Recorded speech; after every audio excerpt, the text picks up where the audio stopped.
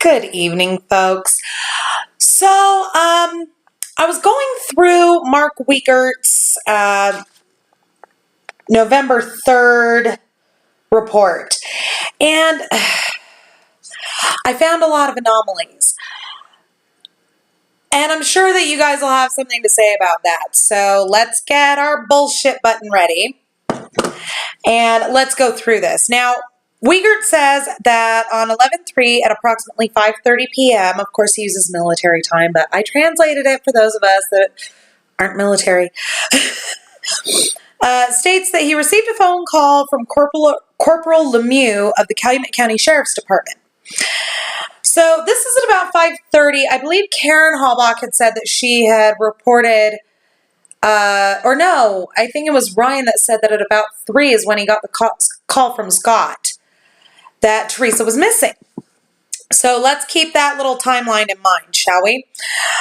Corporal Lemieux was reporting that she needed his assistance with the Teresa Halbach disappearance. Pardon me, folks. I'm due to go and get my new glasses in a couple of weeks, and so I'm slightly blind at the moment. Pardon. So Corporal Lemieux, it's really hard to say that without tripping all over yourself. Corporal Lemieux arrived, and she informed him that Teresa Halbach had been reported as missing by her mother, Karen. She also informed him that she had spoken with Angela Schuster from Auto Trader magazine, who gave her 3 names of appointments that Teresa was supposed to be at on Monday. So within a 2.5-hour time frame,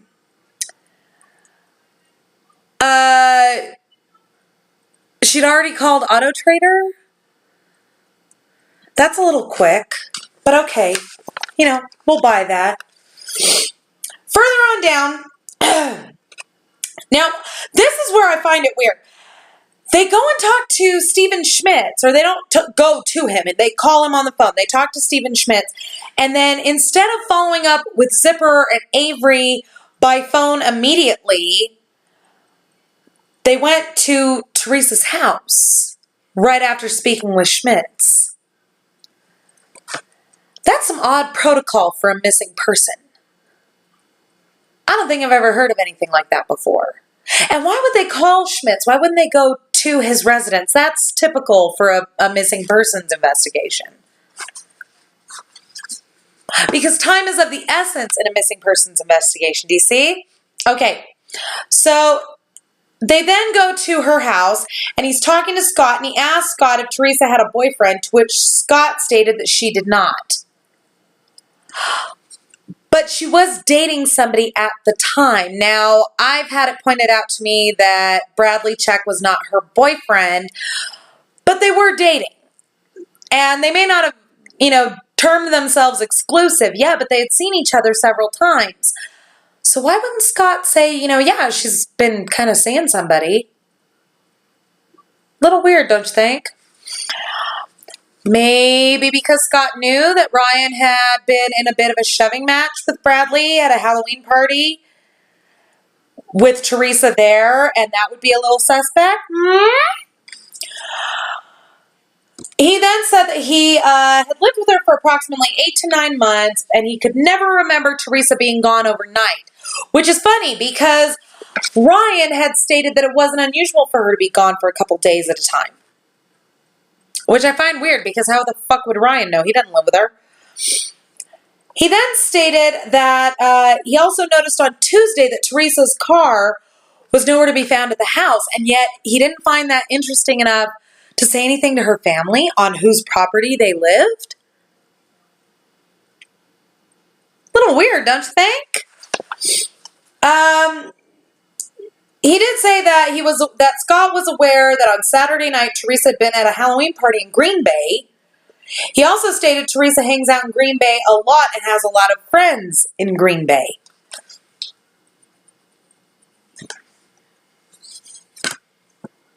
I'm just going to let that hang in the air for a second, because Bradley Check lived in Green Bay.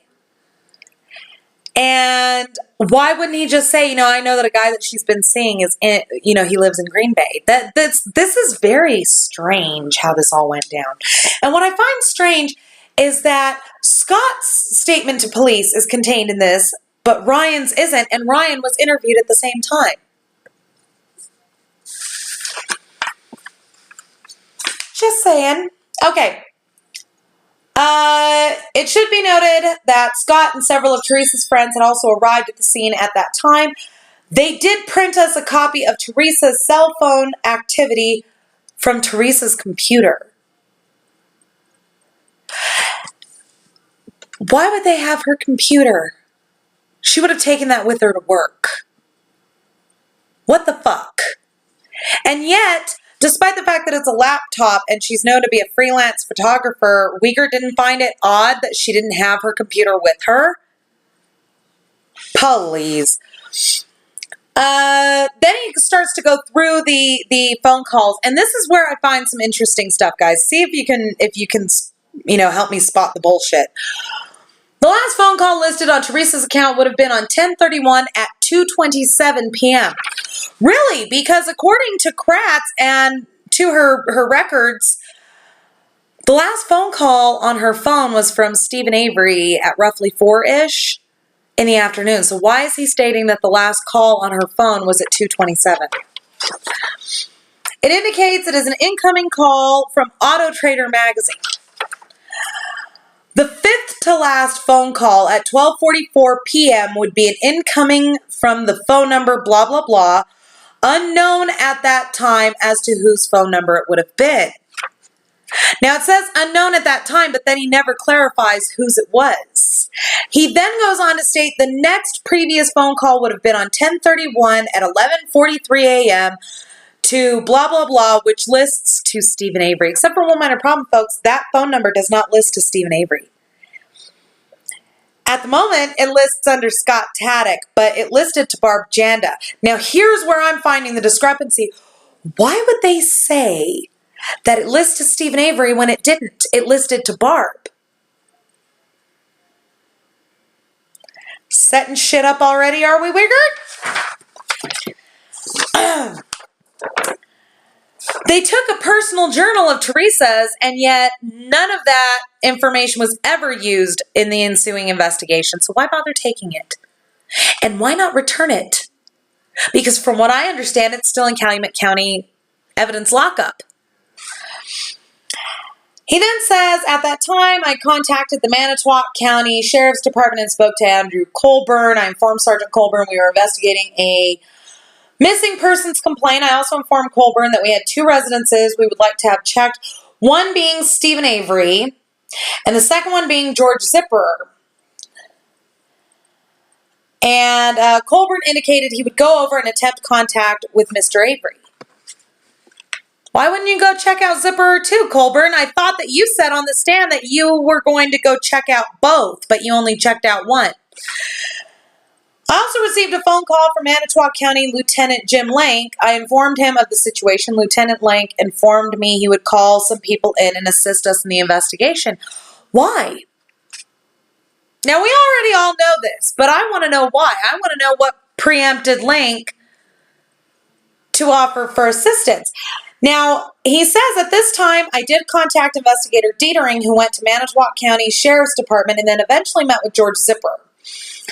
For more information on that, please see Investigator Dietering's report. Well, I've read Dietering's report, at least the one that's available. There was nothing of any fucking significance or substance in it. Why? This entire report is so watered down, but this, not even this, bespeaks of missing persons protocol at all. What in the ever-loving shit is going on here? Because even in Calumet County, it was already being treated like a homicide investigation. Missing persons protocol was not being followed. So what the fuck? If this is being treated as a homicide investigation for pretty much the moment that that fucking phone call from Karen Hallbach is happening, why? And why was Teresa chosen as a pawn by Manitowoc County? The fuck is going on here, folks? All right, I have got some new evidence to discuss with you all on the Ketty murders, and we have got yet another new case that we're going to start working on for Clue TV. So stay tuned for that. Don't forget to subscribe to me on YouTube, follow me on Twitter, Mama Phoenix 6, and I will go ahead and throw the link for the GoFundMe campaign down in the description. Thank you all very much for watching, and we'll see you next video.